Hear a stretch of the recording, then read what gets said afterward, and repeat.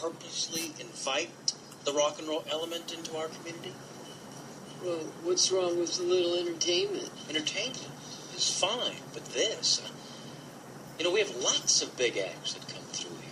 Ice Capades, Tiny Toons, Kenny G. Kenny G.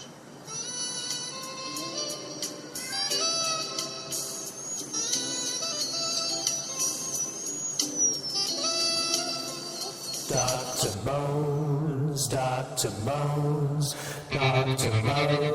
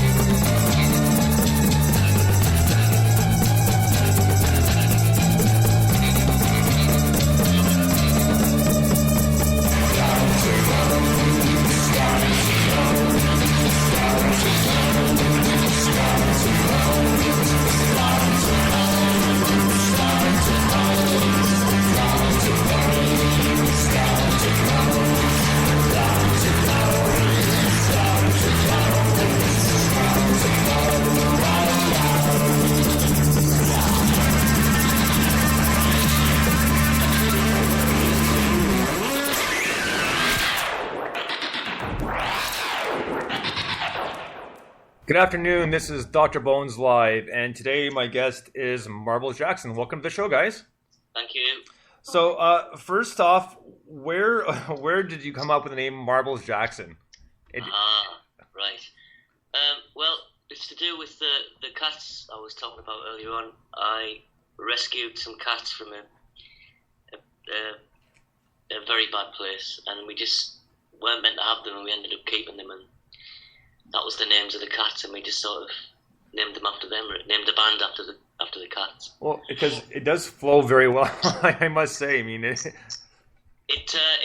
of flummoxes everybody, really. Everybody just goes, "That's a bit of a stupid name. Where'd you get it from?" And I always have to explain it, which I know I'm going to have to keep on doing forever now. So, Yeah. Well, I think that's where we got the name from. It's all part of the gig, though, right? I mean, yeah. People are going to ask where the name came from. So, I know you guys have been together for a while, and you just recently sent me the new album, which thank you very much for doing that.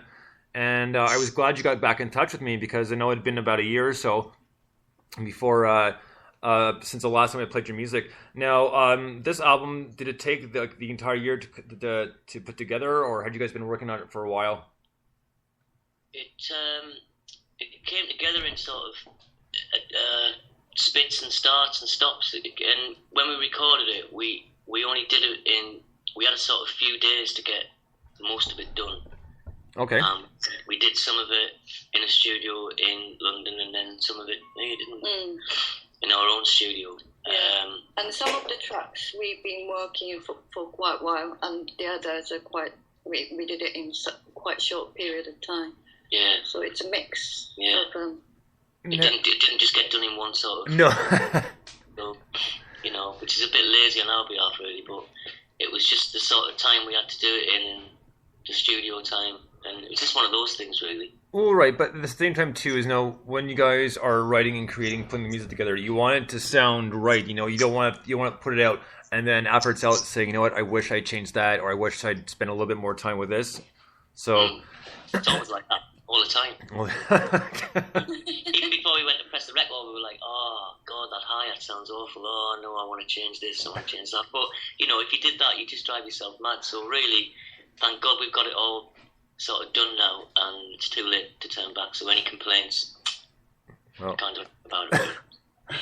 Now, your sound in general, I mean, it's got so many different mixes, and one thing that's been said a lot, not just by myself, but the people listen to it, and it's a good thing, is they say that it's got you guys have like a really kind of trippy sound, not necessarily all dream pop, but kind of it's like a good mix between, like, we'll call it like past, like kind of 60s, 70s, kind of tripped out, and kind of mixed in with a new.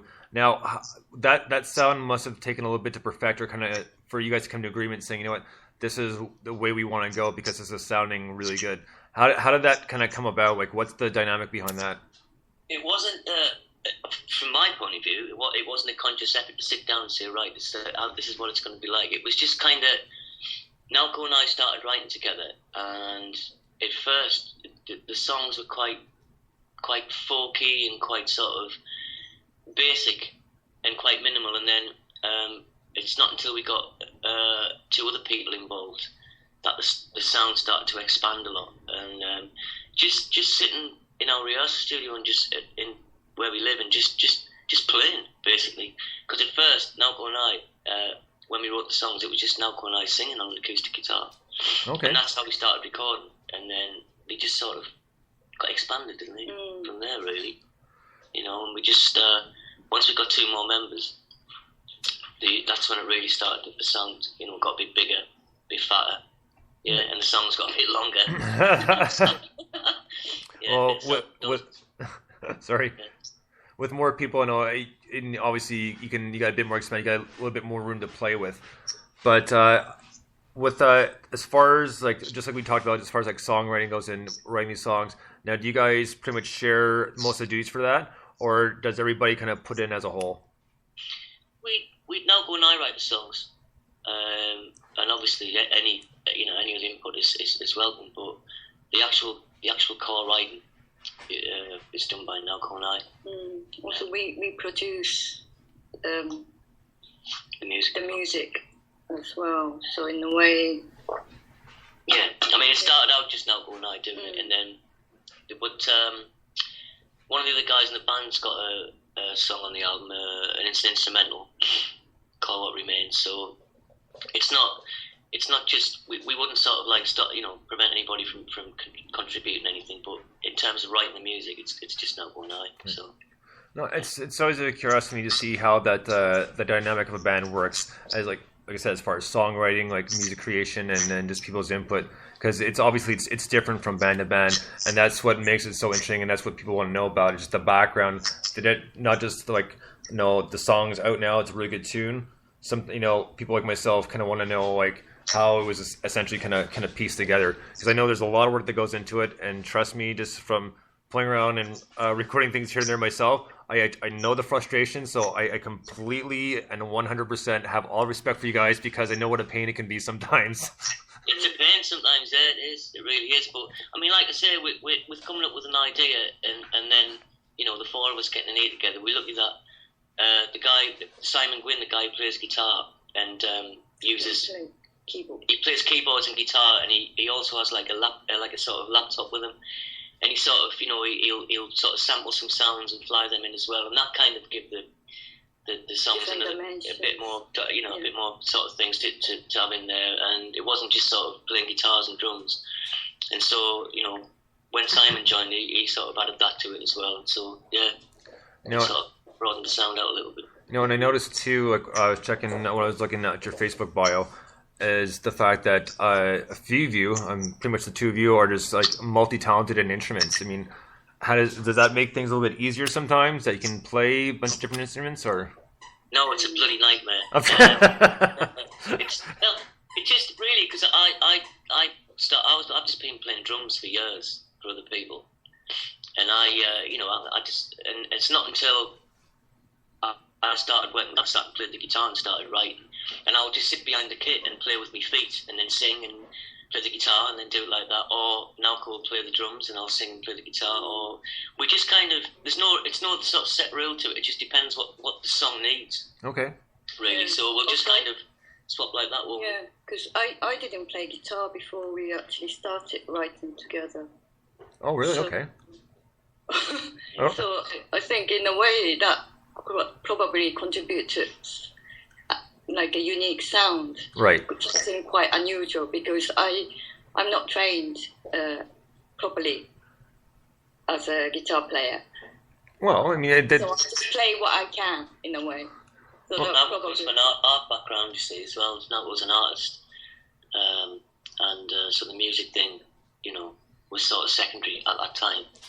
I think coming from a more of an art background, it probably was good, really. So when she did start playing, there was no kind of rules and no right holding her back. So it just kind of, again, that's been good for us, really, to have input like that. So Well, the thing is too is you don't necessarily have to have proper training to be able to pick up a few things in guitar, because a lot of people are self-taught, and one of the first people that pops in mind is self-taught, and he just is an absolute amazing guitarist is Eric Clapton.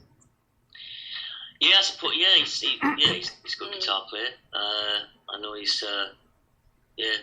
I mean, I don't think I've listened to Eric Clapton for some years now, but yeah, I think he's a good player. But I'm self-taught, and Albo's self-taught. The other guys in the band are self-taught. So, yeah, I mean, I can't read music really. I wished I'd learned, but I don't know. I try not to think about it a lot of the time, but it would be great. But I can't. In terms of things like playing the piano, Nalbo tinkles a bit. Simon, the other guy in the band, he can play quite well. So, but if I could read music, that would be great. But I think it's something you should do when you're young, and I didn't, unfortunately. So, I just pick it up bit by bit, like what most people do in bands. I think a lot of people in bands will just pick up the guitar or the drums and just go ahead at their own steam and see what happens. Very true, absolutely. So we're gonna take a quick little break here, and we're gonna listen to Requiem for the Have-It-Alls. So we'll be back in about 5 minutes here. This is Marbles Jackson. If I had to stop and breathe, take a look.